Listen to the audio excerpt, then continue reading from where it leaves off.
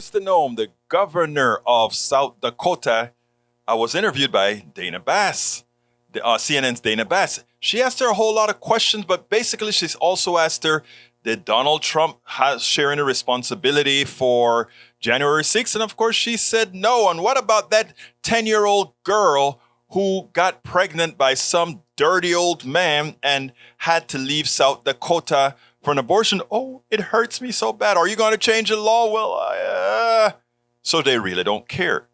But it's the dysfunction within the Republican Party is palpable. And the change in people's values to match that of Donald Trump, because they are so scared of his base, is palpable.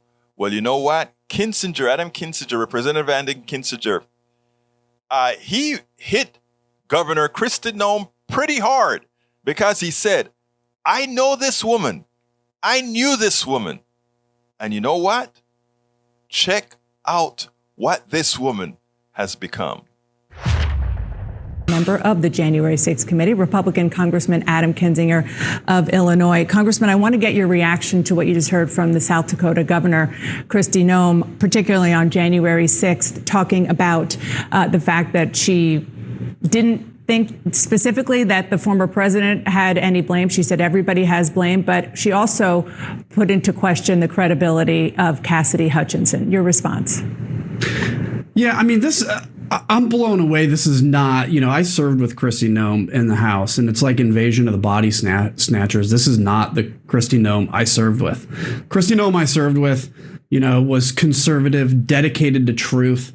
I at the time would have put her country above her political career at any moment. It is clear. Look, Dana, it is clear she is running for president or vice president.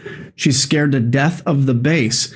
And for her to call into question, a 26-year-old patriot who stood in front of the committee alone and told the truth, and then to avoid saying that Donald Trump bore even an ounce of responsibility for January 6th, I get amazed still every day by what some of my colleagues do. This is one of the biggest ones. She used to be something very different.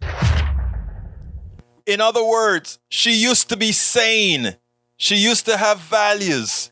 She no longer has them. That is what happens when you have the total takeover of a party by some evil being. And that is exactly what has occurred to the Republican Party. I heard on TV today on several of the news channels, Republicans, true conservative Republicans coming out and saying, we have to have a restart. We have to have a rebirth. But in the short term, it's not happening. In the short term, it's not going to happen. And it is for Democrats and progressives not to allow this to go by and do what they need to do in 2022.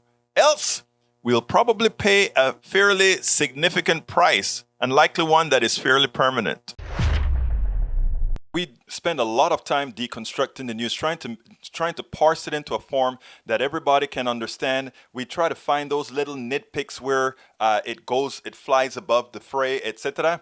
If you really like these videos that we do, I want to ask a big favor. Please go ahead, number one, subscribe to our channel, and number two, please join if you can. Thank you so kindly for watching. Keep watching. Please remember to share. We must populate the entire internet with our progressive message, a message that we know is what most Americans say that they want. So help us, please join.